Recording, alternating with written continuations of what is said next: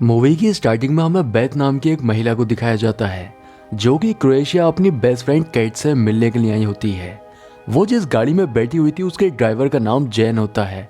और जैन कैट को पहले से ही जानता है, इसलिए वो बेथ से किराया भी नहीं लेता है। अब कैट बेथ को रिसीव करने के लिए अपने लॉज से बाहर आती है और ये दोनों एक दूसरे से मिलकर काफी खुश होती हैं। अब कैट बेथ को लेकर अपने लॉज के अंदर चली जाती है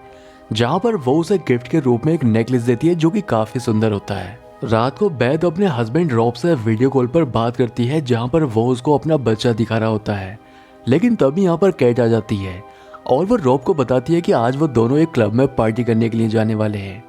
अब ये दोनों रेडी होकर पार्टी के लिए निकल जाती हैं। नीचे जाने पर इन्हें इस लॉज का मालिक सेबेस्टियन मिलता है जिससे कैट अपनी फ्रेंड बेथ को उससे इंट्रोड्यूस करवाती है। अब ये दोनों होटल पहुंच जाती हैं जहां पर कैट बहुत ही महंगा खाना ऑर्डर करती है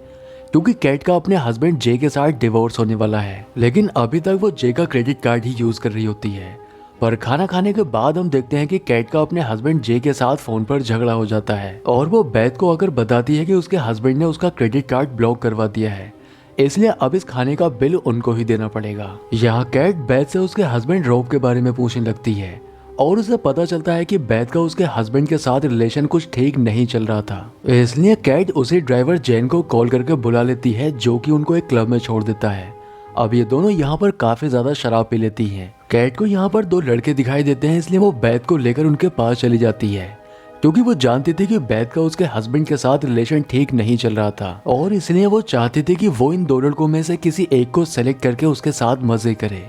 लेकिन बेथ को ऐसा करना ठीक नहीं लगता, इसलिए वो उससे मना करने लगती है। अब ये सीन यहीं पर कट हो जाता है और अगली सुबह बेथ की जब आंख खुलती है तब वो काफी परेशान हो जाती है क्योंकि कल रात का उसे कुछ भी याद नहीं था क्योंकि उसने इतनी ज्यादा शराब पी रखी थी। लेकिन उठने के बाद जब वो कैट को देखती है तब कैट घर में नहीं थी, जिससे वो परेशान हो जाती है और कैट को ढूंढने लगती है, लेकिन काफी ढूंढने के बाद भी उसे कैट घर में कहीं नहीं मिलती है और तभी उसकी नजर कुछ टूटे हुए सामान पर जाती है। अब ये देखकर वो बहुत ज्यादा डर जाती है और रॉब को वीडियो कॉल करके बताने लगती है कि कैट घर से गायब है, लेकिन रॉब उससे कहता है कि कैट ऐसी ही लड़की है, हो सकता है कि वो फिर से पार्टी के लिए कहीं निकल गई होगी। अब बेथ लॉज के ऑनर सेबेस्टियन के पास जाती है और उससे कैट के बारे में पूछने लगती है, लेकिन सेबेस्टियन को भी कैट के बारे में कुछ पता नहीं होता, इसलिए मजबूरी में अब उसे पुलिस स्टेशन जाना पड़ता है जहाँ पर एक पैबिक नाम का पुलिस वाला उससे कैट के बारे में सब कुछ पूछने लगता है। तो बेथ उसे कैट के बारे में सब कुछ बता देती है, इसलिए पैबिक उससे कहता है कि तुम्हें 1-2 दिन इंतजार करना चाहिए क्योंकि ऐसे केस अक्सर यहाँ पर आया करते हैं, वो 1-2 दिन में खुद से ही घर वापस आ जाएगी। बेथ को उन दो लड़कों के ऊपर शक होता है जो उसे क्लब में मिले थे, इसलिए मजबूरी में बेथ अब उस कार ड्राइवर जैन से मदद मांगती है और उसे सारी बात बता देती है, इसलिए जैन उसी क्लब में जाकर उन लड़कों के बारे में पता करने लगता है। यहाँ से जैन को उन दोनों लड़कों का कॉन्टेक्ट नंबर मिल जाता है जिससे वो उन्हें कॉल करके एक जगह पर मिलने के लिए बुलाता है। अब बेथ और जैन दोनों ही एक रेस्टोरेंट में बैठकर उन लड़कों के आने का इंतजार करने लगते हैं और कुछ देर के बाद वो लड़के भी यहाँ पर आ जाते हैं, लेकिन जैसे ही वो बेथ को देखते हैं वो यहाँ से भागने लगते हैं, पर जैन उनका पीछा करता है और उनमें से एक लड़के को पकड़ लेता है और उससे पूछताछ करने लगता है। तब वो लड़का उसको बताता है कि हम उस रात कैट के घर गए थे,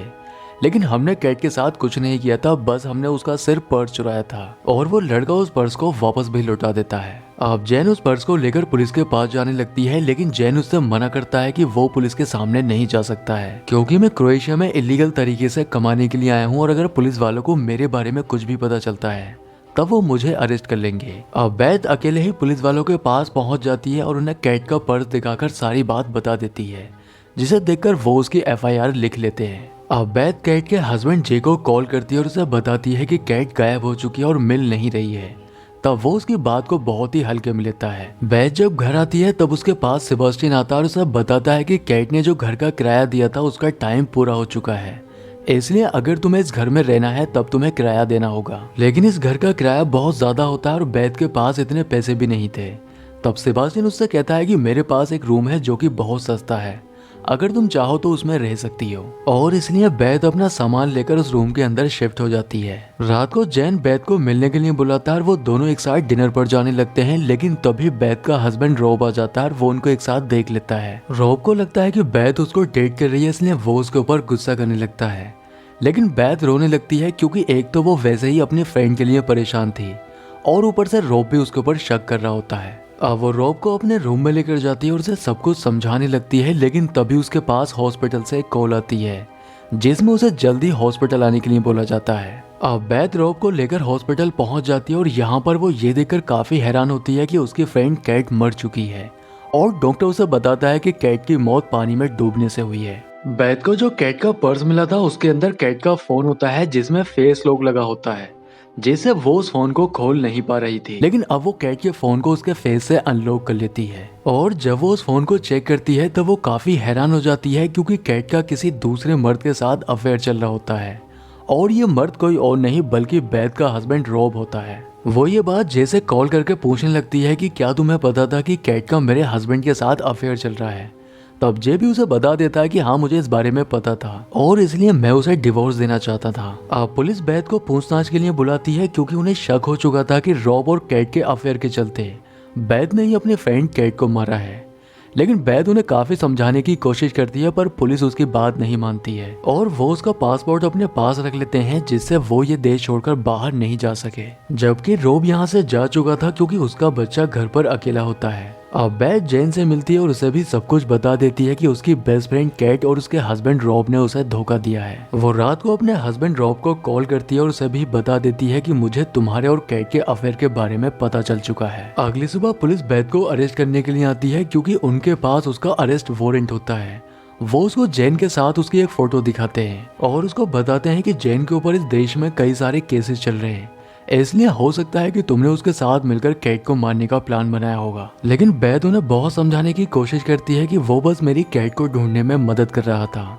लेकिन पुलिस वाले उसकी बात पर यकीन नहीं करते हैं। रात को बेथ जब अपने घर आती है तब वो नोटिस करती है कि उसके मिरर के पास एक कैमरा लगा हुआ है, जिससे वो समझ जाती है कि इस कैमरे को सेबास्टियन ने लगाया है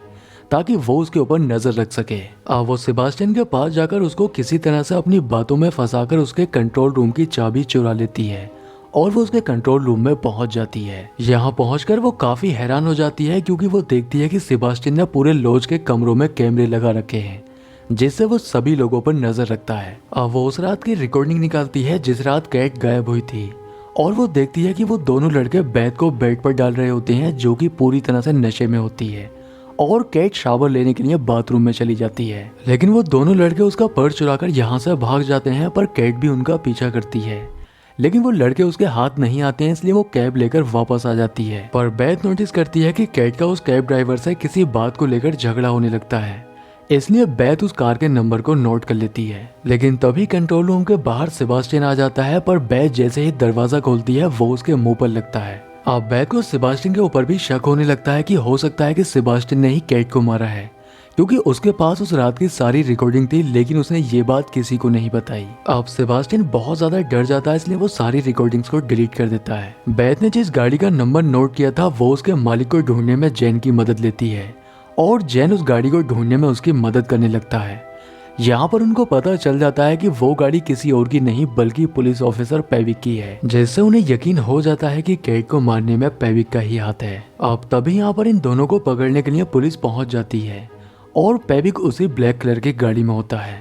ये दोनों उसको देखकर यहाँ से भागने लगते हैं, लेकिन आगे जाकर पेविक बेथ को पकड़ लेता है। लेकिन तभी पेविक का एक पत्थर पर पैर फिसल जाता है जिससे वो नीचे जाकर गिरता है और उसकी मौत हो जाती है। अब पुलिस को भी यकीन हो चुका था कि कैट को बेथ ने नहीं बल्कि पेविक ने मारा है, इसलिए बेथ का पासपोर्ट वापस कर दिया जाता है। लेकिन बेथ अभी भी ये सोच रही होती है कि आखिर पेविक कैट को क्यों मारेगा, हो सकता है कि जरूर इसके पीछे किसी और का हाथ है। पर वो इस बात पर अब ज्यादा ध्यान नहीं देती है और वो जेन से मिलकर अपने देश वापस लौट जाती है। घर आकर वो अपने हस्बैंड के साथ एक नॉर्मल लाइफ जीना शुरू कर देती है। लेकिन एक दिन उसे किसी पार्टी में जाना था, इसलिए वो रॉब से कार की चाबी मांगती है। रॉब उससे कहता है कि कार की चाबी मेरे कोट की जेब में रखी है, लेकिन जैसे ही वो जेब में हाथ डालती है उसके हाथ में उसी नेकलेस का मोती आ जाता है जो कैट ने उसे गिफ्ट किया था। ये देखकर वो समझ जाती है कि जिस रात कैट की मौत हुई थी उस रात रॉब भी उससे मिलने गया था, इसलिए जब वो उससे इस बारे में पूछती है तब रॉब उसे अब सारी सच्चाई बता देता है। वो उससे कहता है कि मैं उस रात कैट से मिलने के लिए गया था और हमारे बीच में बात भी हुई थी। मैंने उससे कहा था कि मैं अपनी वाइफ को जल्द ही छोड़ दूंगा, लेकिन वो मुझसे कहने लगी कि बेथ मेरी बेस्ट फ्रेंड है और मैं उसे धोखा नहीं देना चाहती हूँ, इसलिए वो मुझसे ब्रेकअप करना चाहती थी और इस बात को लेकर हम दोनों के बीच में झगड़ा हो जाता है, जिससे मैंने उसके थप्पड़ मार दिया। पर वो पानी में जाकर गिर जाती है, जहाँ पर उसका सर एक पत्थर से टकरा जाता है और वो बेहोश हो जाती है। और मैं उसे ऐसी हालत में ही छोड़कर वहाँ से चला गया था, जिससे उसकी पानी में डूबने से मौत हो गई थी। रॉब को लग रहा था कि बेथ ये बात पुलिस को नहीं बताएगी, लेकिन बेथ ने पहले ही पुलिस को कॉल लगाकर लाइन पर ले रखा होता है,